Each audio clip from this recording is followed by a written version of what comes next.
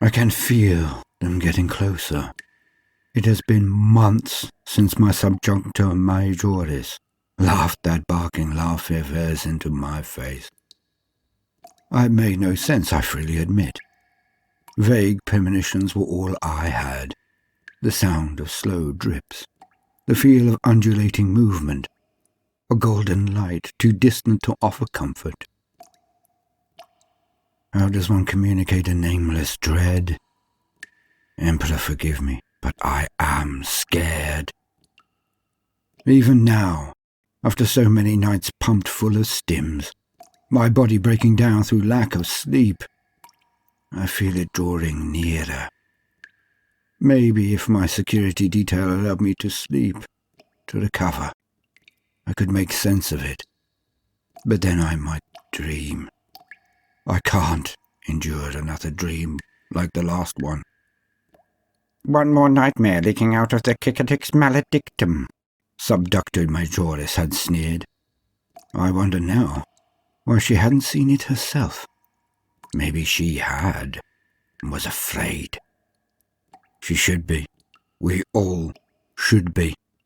I have felt the scratching in my head, felt the caress of something slick in my mind, testing, questing. The spreading darkness is before me now, even without sleep. It builds into a thunderhead of shadows. It pools into oceans of black ink.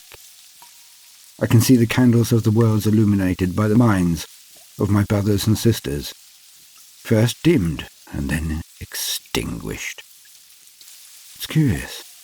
Many of the flames swell, the light too bright, before the shadow reaches them. Locked here in my warded and sanctified quarters awaiting censure, I cannot tell whether or not what I see is more some echo of the future, some portent of abominable terror.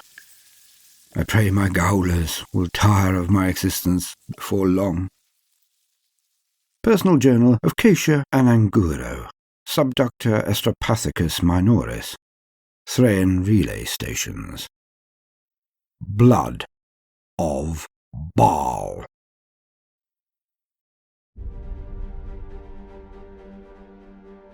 The Cicatrix maledictum yawns wide. Half of the Imperium of mankind is cut off from the guiding light blazing from terror.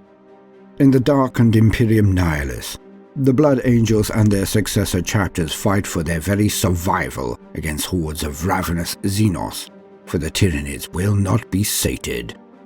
The region of space known as the Red Scar is an irradiated and crimson-lit swathe of star systems and gas nebulae. Through its bio-rich subsectors, a tendril of high-fleet Leviathan had wormed its way, uncountable living vessels, each filled with swarming horrors. The Tyranids had invaded the Cryptus shield worlds, their rapidly evolving monstrosities overwhelming the Imperial defences in just a few days of ferocious destruction. A single cry for aid escaped the suffocating shadow in the warp. It was received by the Blood Angels, whose homeworld of Baal lay directly in the line of the Tyranids' rapacious advance. Chapter Master Dante's call to arms was answered by many of the Blood Angels' successor chapters. As the Tyranids bore down upon the Baal system, their numbers blotted out the stars, raining spores filled with Xenos warriors upon the planet Baal and its moons. The death toll mounted on both sides, but the aliens' losses were rapidly replaced. On every front, the depleted Space Marines were pushed back. The Sons of Sanguinius were on the brink of extinction, when the Great Rift suddenly ripped wide and engulfed much of the Baal system in a storm of warp energy. Through the devastation wrought upon the encircling hive ships, the Cicatrix maledictum was, at first, Baal's savior. Now, however, the insidious effects of the Great Rift's psychic trauma are felt throughout the Red Scar, and present a new and terrible threat. A shadow grows, and the region's citizens begin to feel a horrible scratching in their skulls.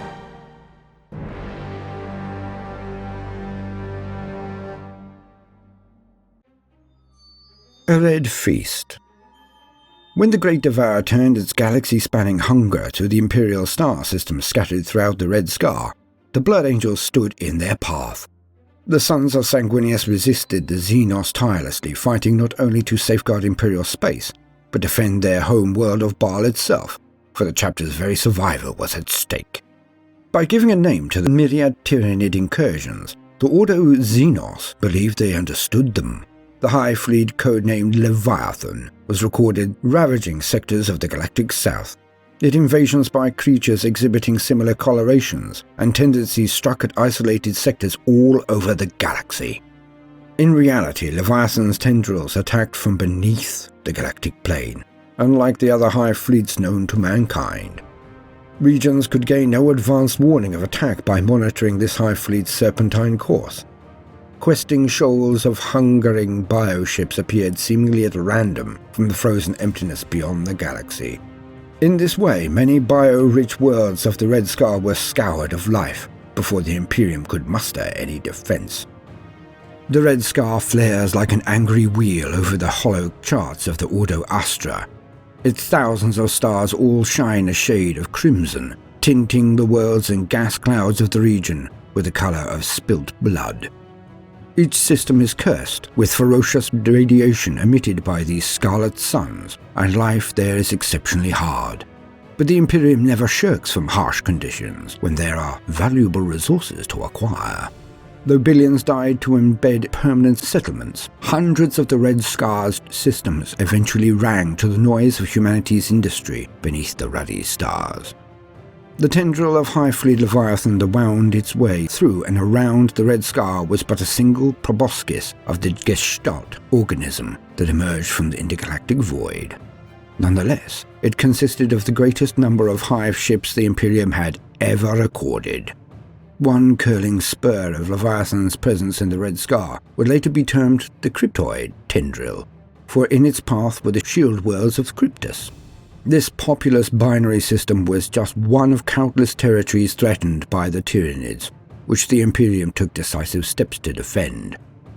Vital for its refined promethium and advanced solar energy arrays, Cryptus received reinforcements from several Astra Militarum regiments and other Imperial forces. Guardsmen, tanks, and even a mission of Battle Sisters was sacrificed to defend Cryptus, but one by one, the system's worlds were overcome.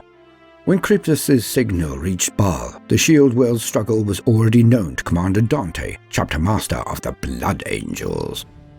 Whether the system stood or fell, the Tyranids would inexorably advance upon the chapter's homeworld of Baal. But if the Xenos could be made to bleed enough at Cryptus, then maybe Baal stood a chance. The Blood Angels pushed back the Xenos at Cryptus with furious assaults, but the unending waves of tendrils pouring into each battle zone threatened to grind the Sons of Sanguinius down. It was then that the war upon the Shield Worlds awoke their ancient inhabitants, the Necrons, whose tomb had orbited the binary stars for eons, unknown to the Imperium. It was only a wary pact made with these fleshless aliens that saw Cryptus's worlds finally flensed of Tyranids, though at great cost. The surviving Blood Angels now made for Baal, knowing the home world was at risk. Dante issued a summons to as many of the Blood Angel successor chapters as could be reached. Companies from almost every one of them answered the call. As the High Fleet drew nearer, the planet was fortified as it had not been for millennia. Even the able-bodied amongst its tribes people were armed and stationed throughout the system, many within the fortress monastery upon Baal itself. Dante hoped it would be enough, for when the Tyranids of High Fleet Leviathan descended on Baal, their approaching bioships obscured the ruby stain of the Blood Scar with their numbers. The ravening swarms fell upon Baal like a deluge. A flood of teeth and chitin poured towards the firing space marines, as the air became a toxic soup of alien spores and caustic rain. One after another, the Blood Angels' carefully layered defenses were overcome by weeks of savage fighting. Amidst the relentless tumult, the Tyranid invasion rapidly adapted its tactics, heedless of the thousands of beasts lost every moment. As defenses failed to infiltrator organisms, fresh swarms poured forth to meet the blazing guns of the Blood Angels. It was then that the galaxy itself screamed. From the Eye of Terror to the eastern fringe, the great rift tore the galaxy asunder, and mankind's realm was divided. Warp storms ravaged many of the Imperium's traumatized survivors, and the Baal system was not spared, becoming caught in a roiling gale of energy. Clustered in orbit like predators around a dying animal, the Tyranid hive fleets had been lashed mercilessly. When the Blood Angels were next able to focus their augers heavenward, the Xenos ships had vanished. Upon Baal, continent-spanning swarms of monstrosities and scuttling weapon beasts remained, reverting now to their more bestial instincts. The Blood Angels did not understand what had occurred in orbit, but sensed a chance to regain the initiative now that the Tyranid hordes of Baal were severed from the star-spanning intelligence directing them.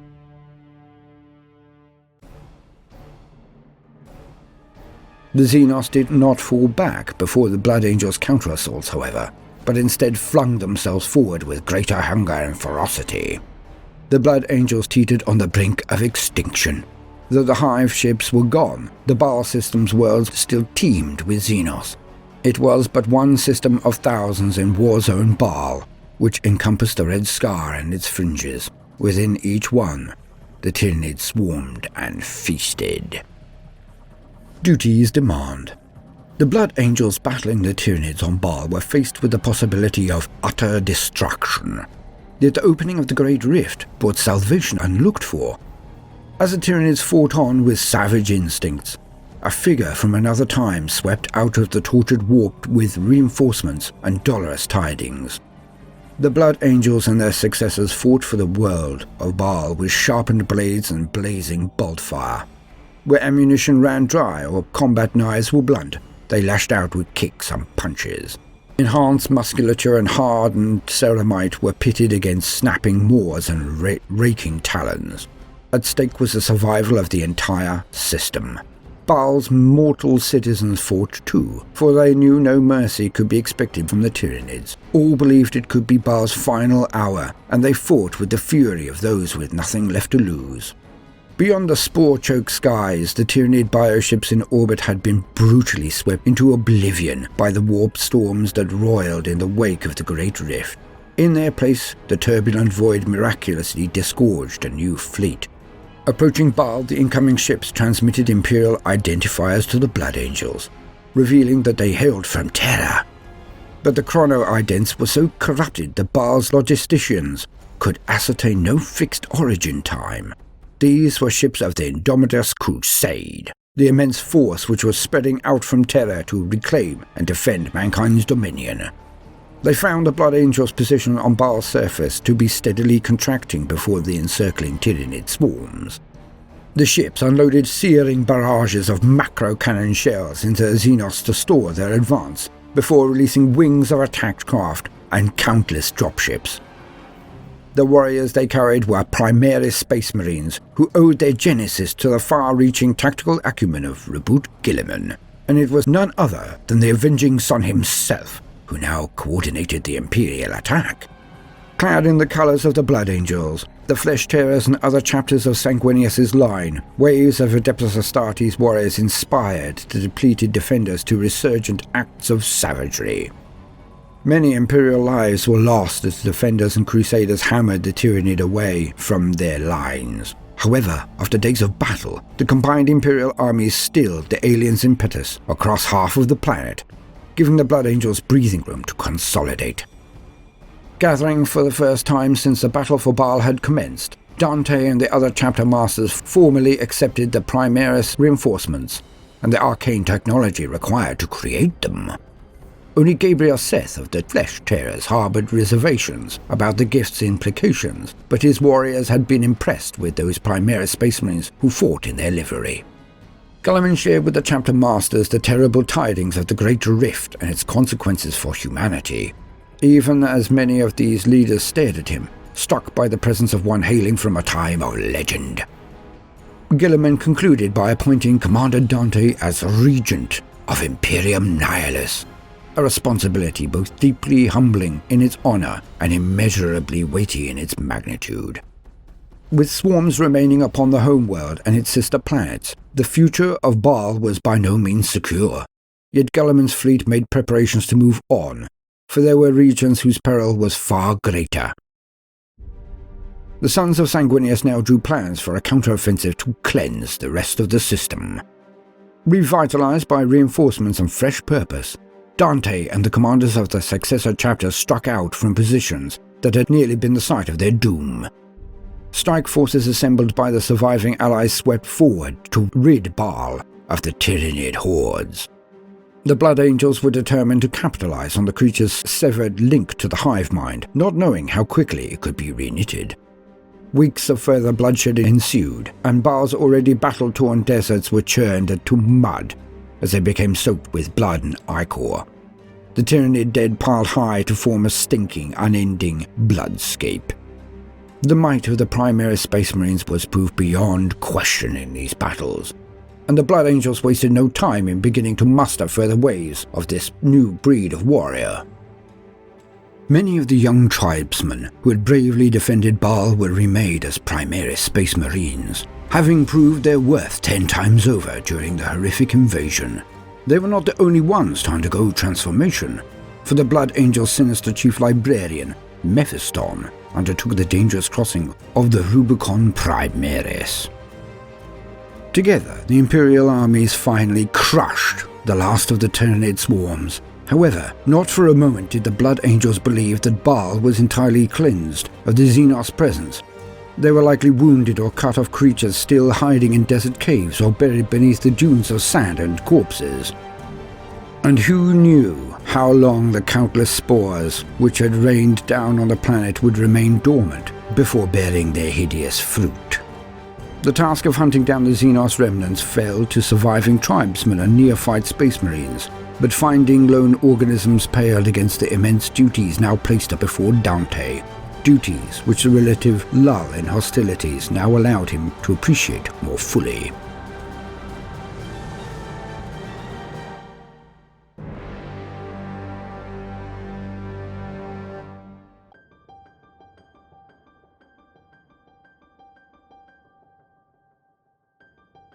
The Blood Angels and their successors had been mauled.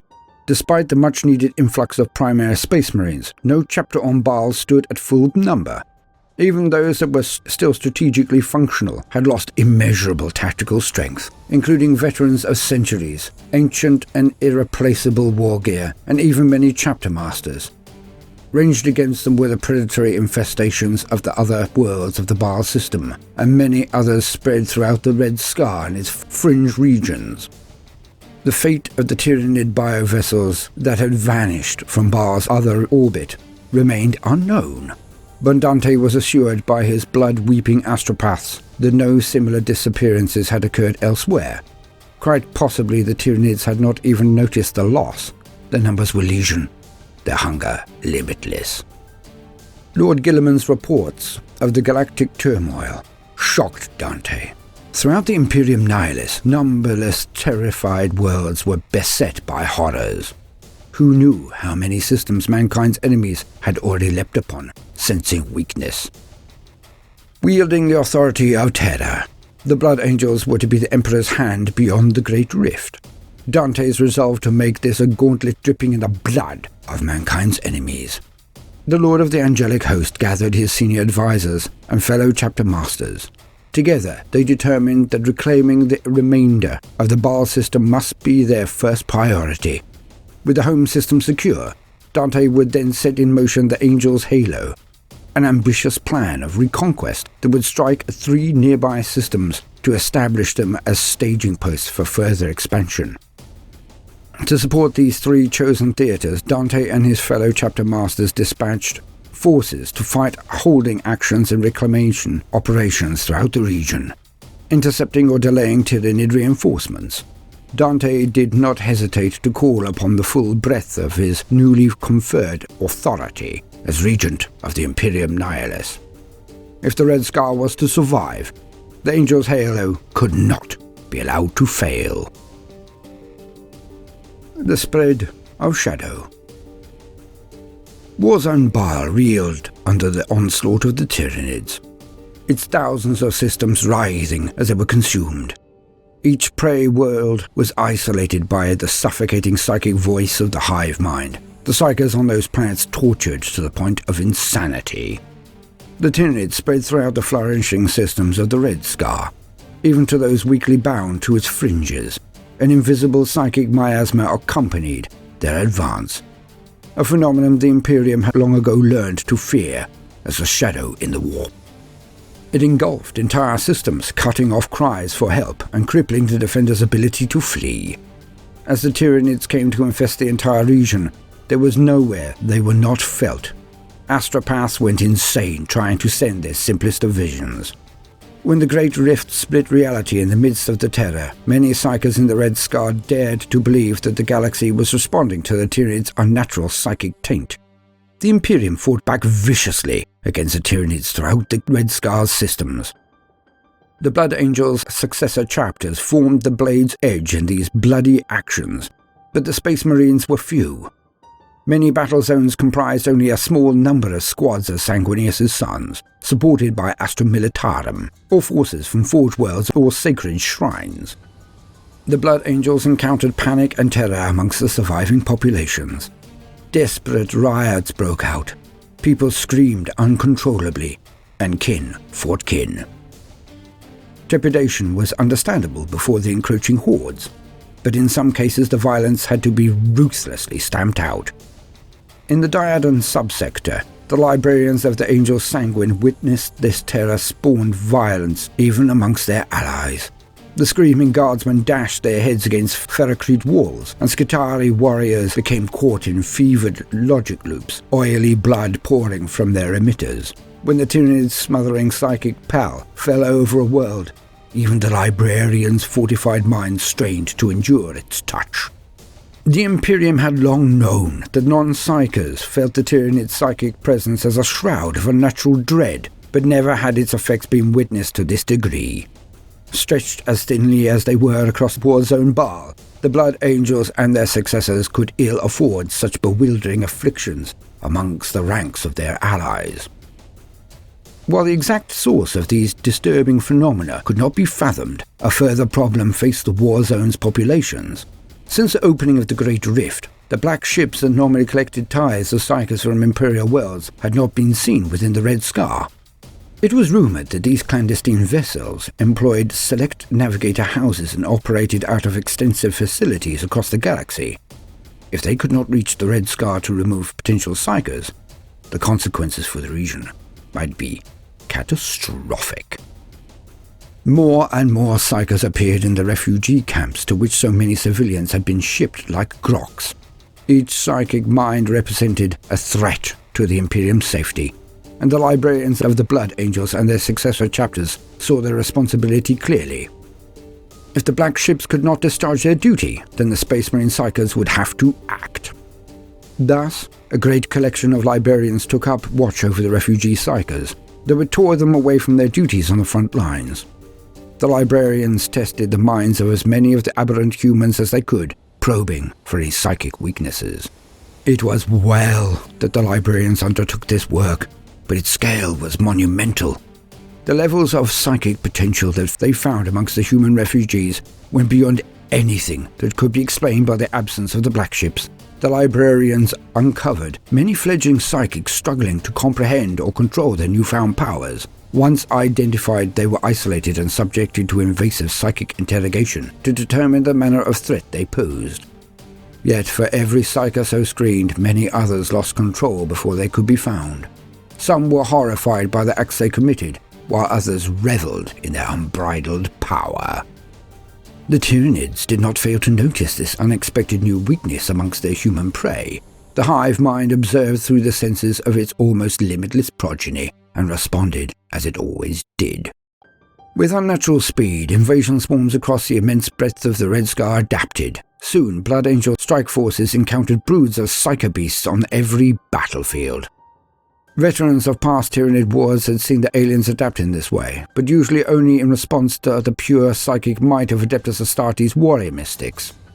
Now Xenos strains wreathed in coronas of crackling biosorcery were reported upon battlefields where there were no librarians at all.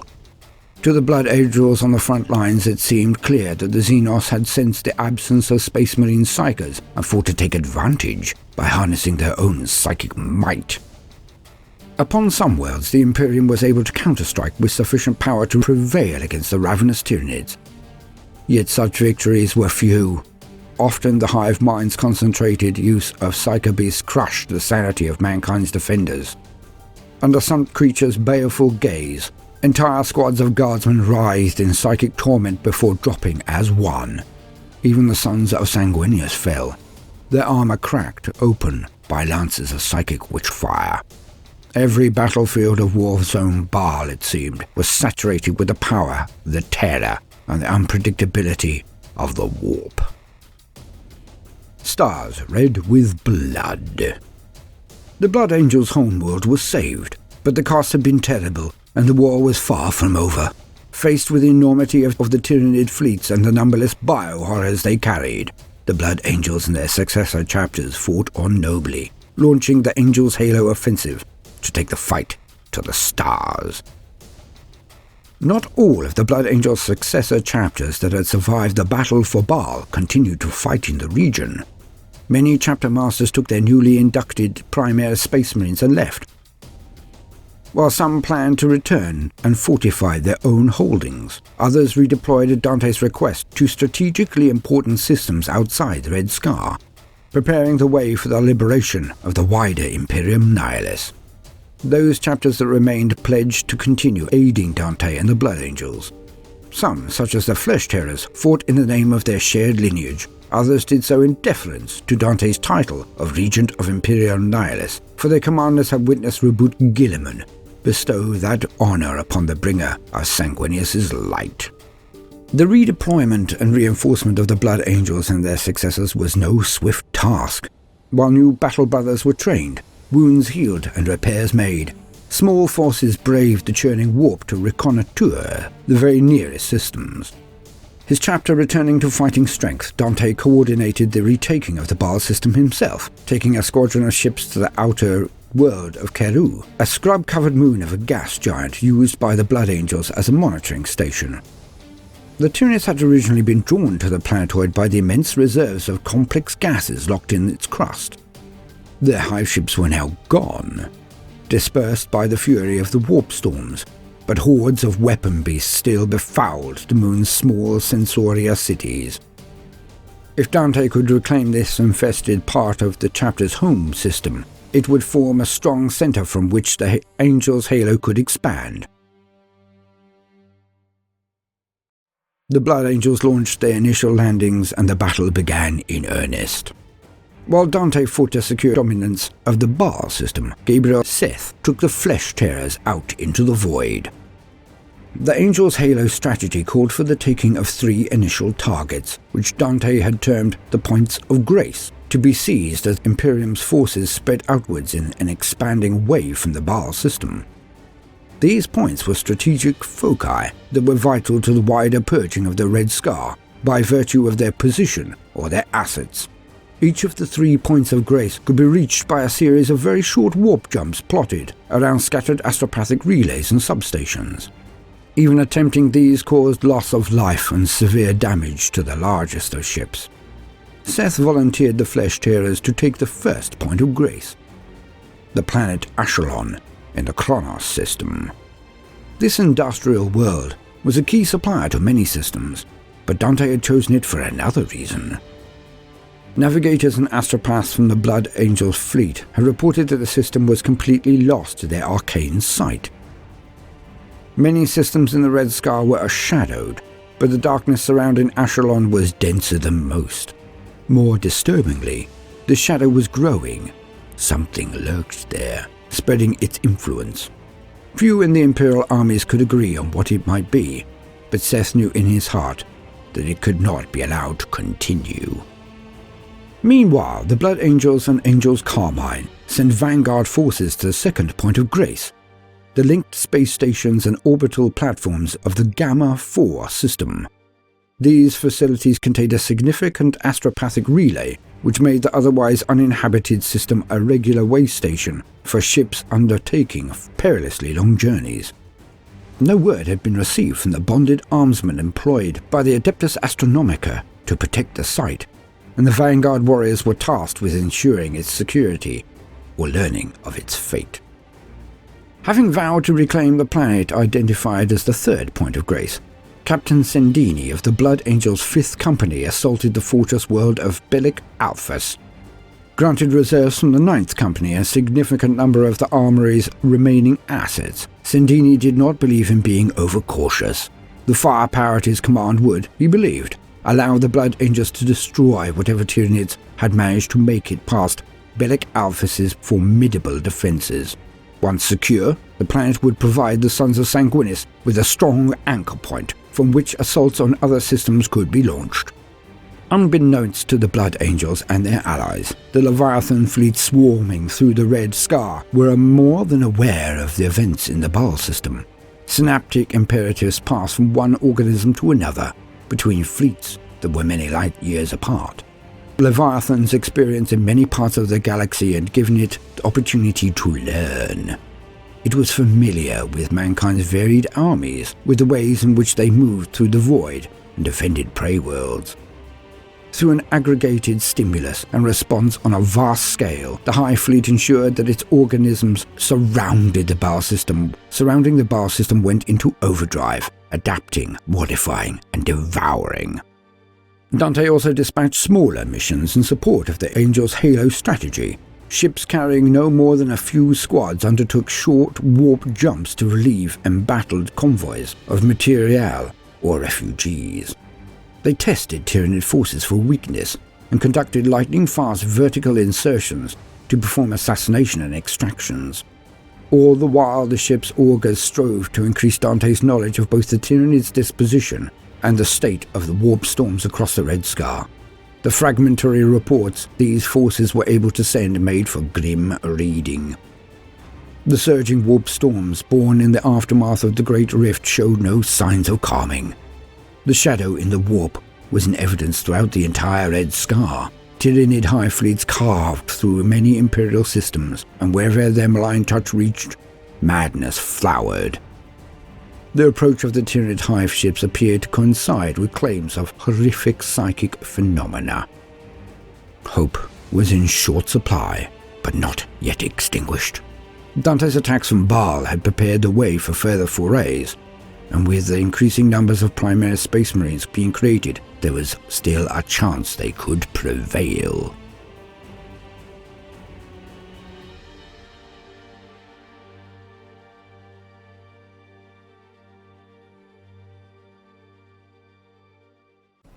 Execution's Edge. The Blood Angels tore towards the last major infestation of the Baal system, determined to eradicate the Tyranids. Yet the aliens' loss of their hive ships had dulled neither their instincts nor their fangs. Blood Angels' vanguard forces spearheaded the assault against the Tyranids on the semi-desert world of Kuru. From orbit, it was apparent that the Xenos were clustered around the fortifications erected by Kuru's dwindling Blood Angels garrison. The entire Imperial presence on the arid Sentinel world was bottled up in 4 fortified Sensoria cities in the southern hemisphere. The Tyranids had surrounded these sites and were assaulting them in waves. Though cut off from the influence of the hive mind, the swarms were far from directionless as Dante had hoped. It was clear that some kind of control was still exerted over them. Lieutenant Perdalis led the force that advanced upon Sensorum Primus, the largest of the planet's facilities and its capital. When the Tyranids had invaded Kuru, its human garrison had succumbed as quickly to madness as to the aliens' bioweapons. However, the Blood Angels posted to the planet when Baal was fortified had defended with dogged determination, holding their positions for several months. With the Tyranids pouring their main strength towards Baal itself, the Sensoria cities on Kuru had been able to marshal their reserves of ammunition, but these were on the verge of running out when Dante's ships arrived. Perdalis and his Riva squads made a vertical insertion via grav chutes, deploying 2 miles from Sensorum Primus. Arriving towards sunset, the blood-red light of the Baal system's star masked their descent. Covert squads of infiltrators and incursors had worked their way from separate landing zones, now made contact. Out of the deepening shadows stalked also the chief librarian of the Blood Angels, Mephiston. Paidless had not been briefed as to the Lord of Death's presence, and he welcomed the sinister battle psycho warily. The infiltrators and incursors had amassed a wealth of information concerning the tactical situation at Sensorum Primus, the Sensoria city at the foot of a cliff, which shielded its delicate arrays from rogue voxgeists emitted from the south, but meant its defenders could not withdraw in that direction. Waves of Tyranids attacked the city's barricades, broods of weapon beasts fighting with claws or firing acid gobbets that screeched through the air. In their midst stalked larger bioforms, leader beasts that bore diamond-hard talons and weapons symbiotes that spat living projectiles.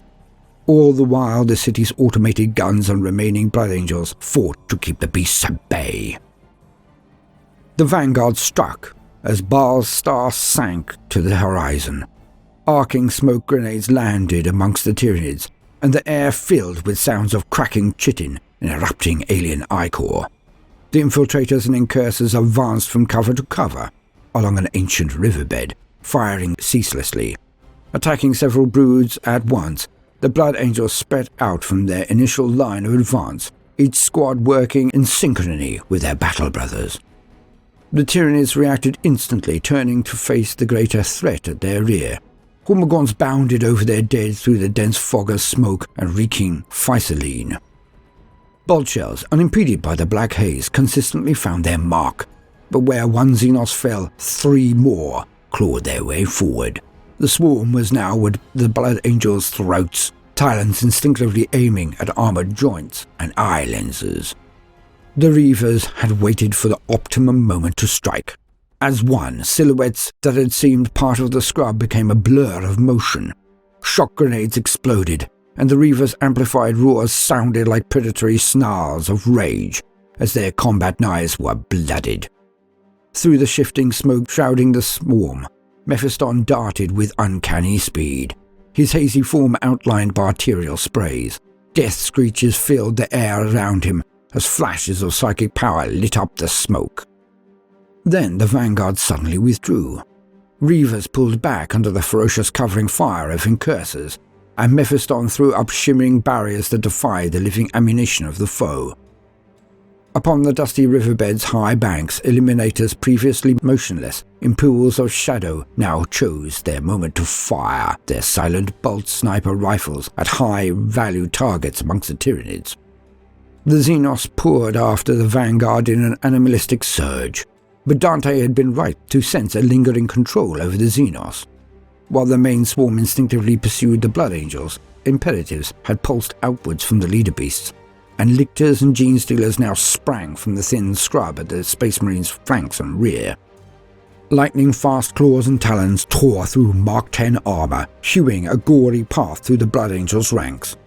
Many assassin beasts were taken out by pinpoint bolt fire and sweeps of heavy blades, but the fighting was desperate.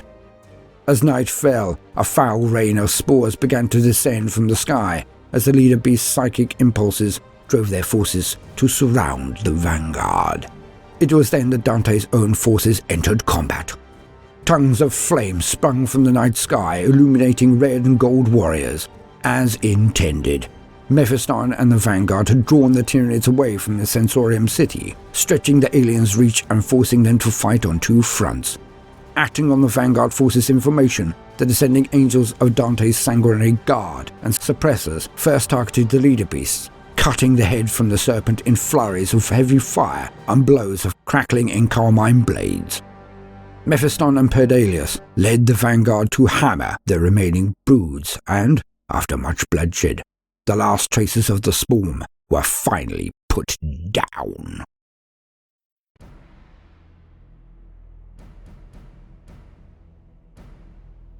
A dark presence. As Dante attacked the swarms in the Baal system, the flesh tearers plunged into the torturous warp without hesitation to reach the key industrial world of Ashkelon. A creeping psychic darkness was spreading from the planet, uncaring of its cause or implications. The flesh tearers aimed to find and rend apart the blight's source. Ashkelon was hidden from the arcane senses of the flesh tearers' astropaths and navigators. their warp sight blind to its condition. Some reported a notion that a hideous, slick mass of psychic accretion had built up around the system, while others were gripped by violent seizures as they tried to focus their warp sight upon it. The navigators could only take the fleet to the system's outer edge, describing visions of sliding down a stinking black gullet.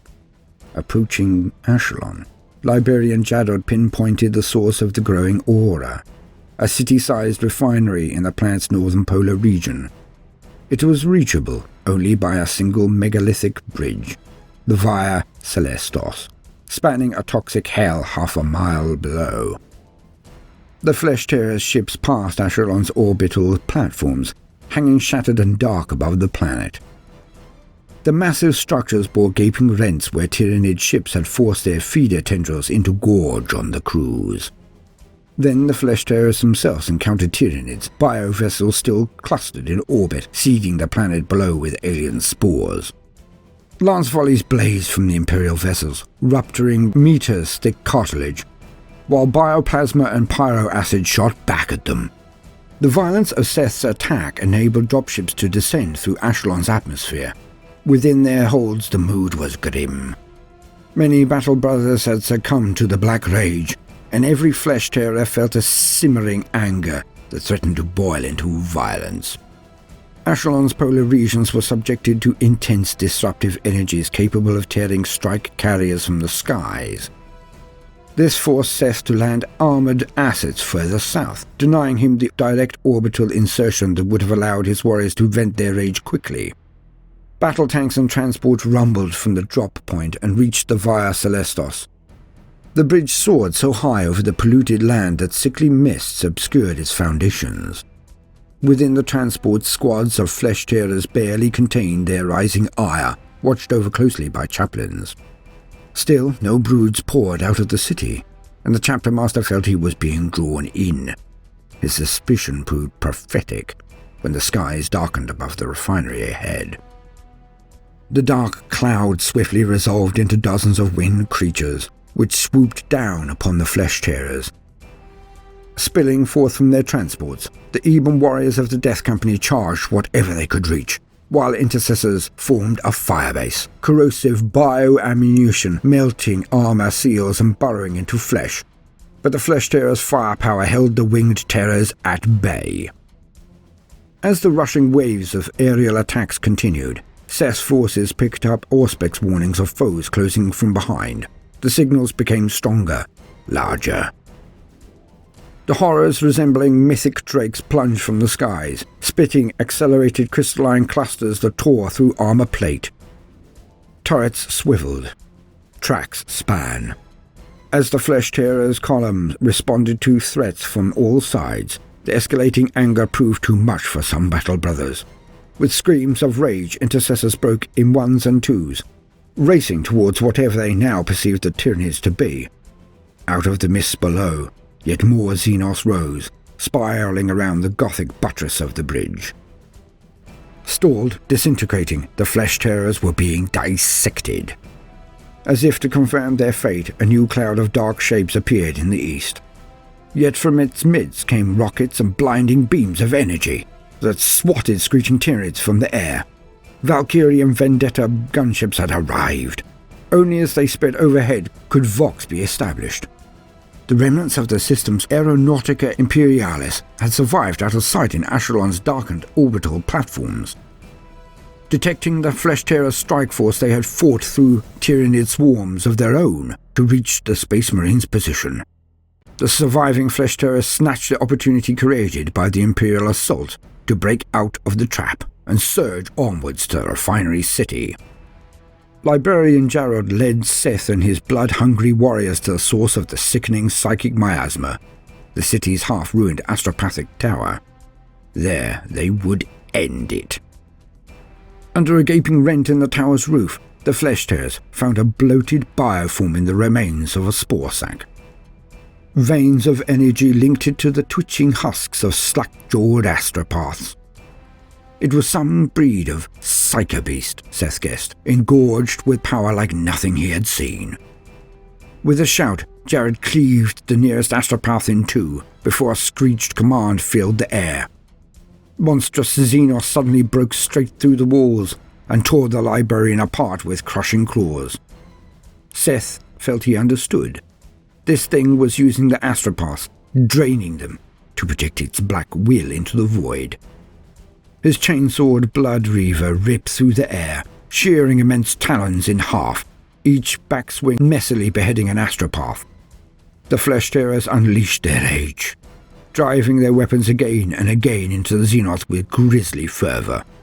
The ruined tower was awash with gore, when Seth finally plunged his churning blade through the Psycho Beast's brain, freeing the system from its growing taint.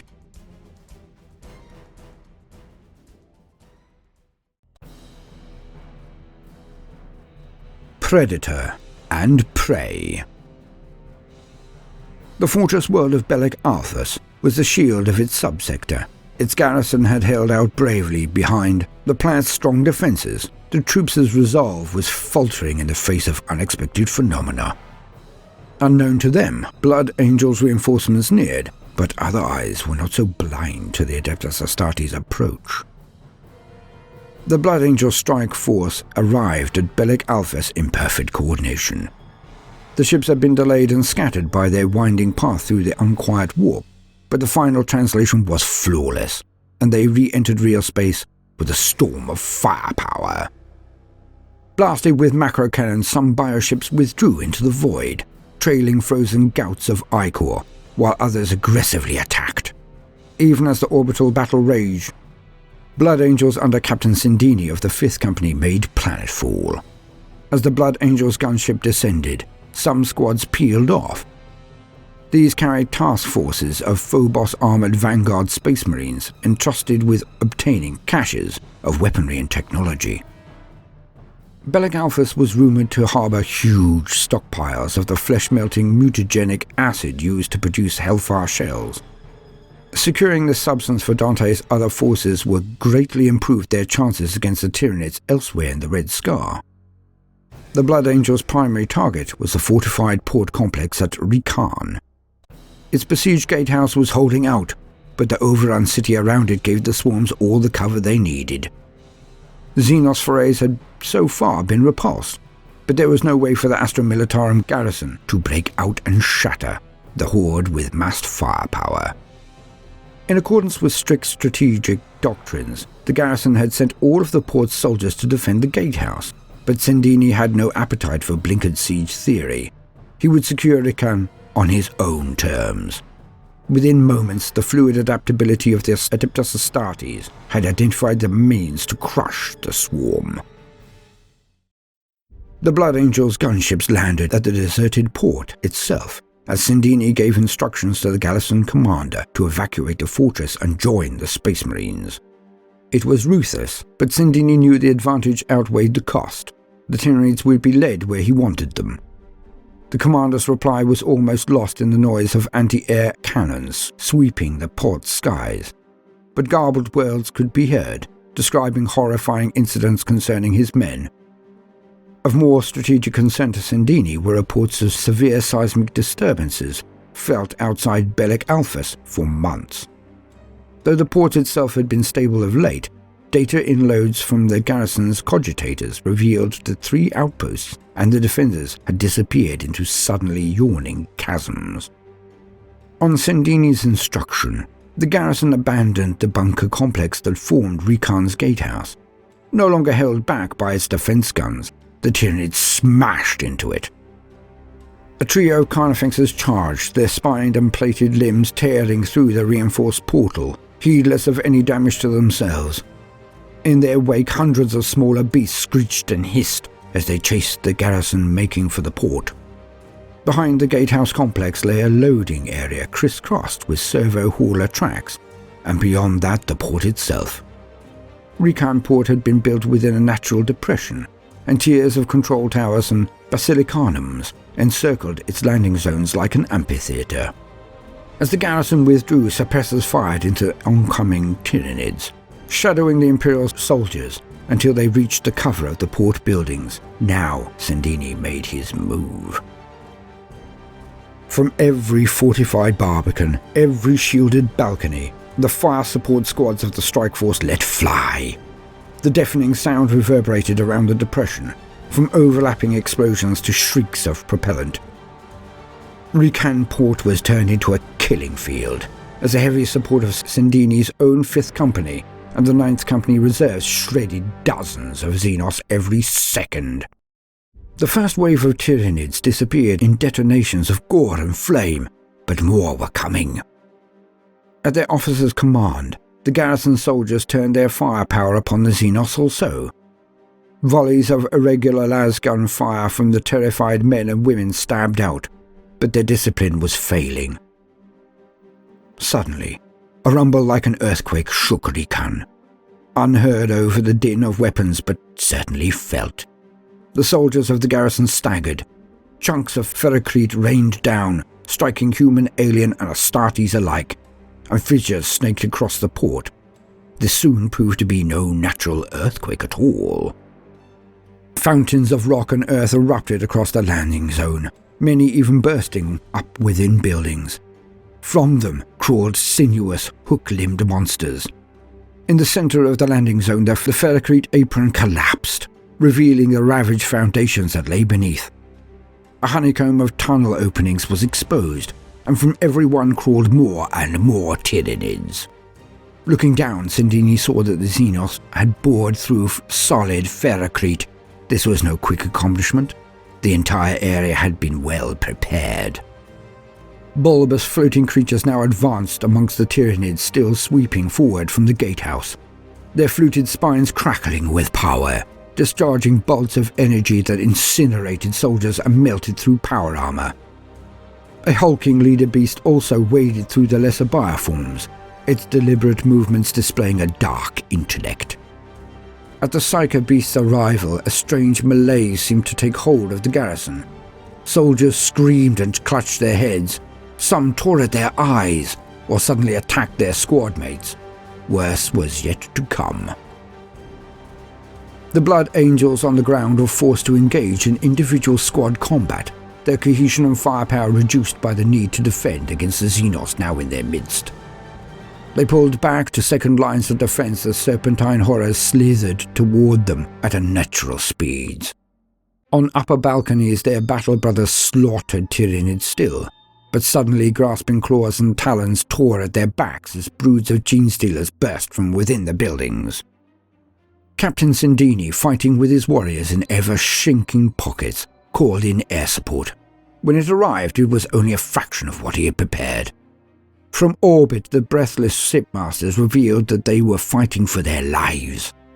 Many of Sendini's gunships were already defending against boarding actions. The bioships that had initially fled had returned with more of their kind. Living vessels must have hidden themselves motionless in the dark reaches of the system. Sendini mustered his frustration, his strategic acumen spurred into action even as he savaged the Xenos before him. It was then that the garrison's troops erupted with etheric power. Soldiers vomited black flame or ejected ribbons of energy from flailing arms, consuming their fellow soldiers and Xenos alike. The Psychobeasts and looming leader bioform advanced on them as more horrific phenomena manifested. Clearly, these were the doings of the Tyranid witch breeds, but whether any of the Blood Angels would survive to report this new horror, Sendini did not know. His warriors were dying, Bellick Alphas was failing, and hope was fading fast.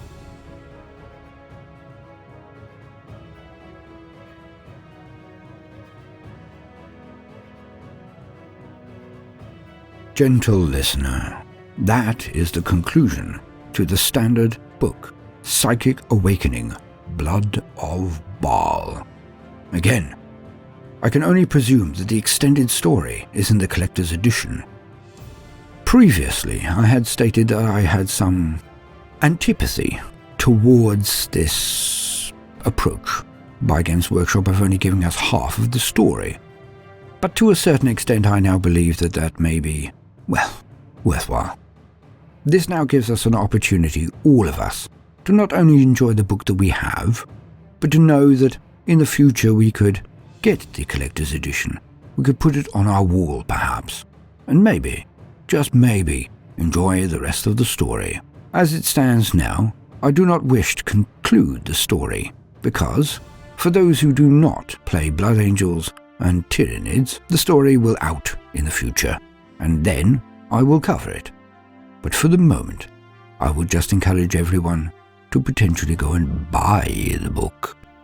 For if we do not support Games Workshop, and we do not purchase their products as I clearly have, then there will be no Games Workshop, there will be no lore, there will be no story for any of us. A dramatic statement, but the principle is correct. We have had a taster between us, an enjoyment, but for the complete story, one would need to get the collector's edition, or as I say, wait until they release it on another format. Perhaps sooner than we believe. Maybe they'll do a collection of them. That would be nice. Now, thank you very much, gentle listener, for joining me. If you have enjoyed my rendition of Blood of Baal, then please do consider liking and subscribing, and possibly commenting in the bottom if you wish to discuss anything. If you are a regular gentle listener, then do also please consider supporting us on Patreon. As I always say, do try to make time for some fun today. Toodaloo.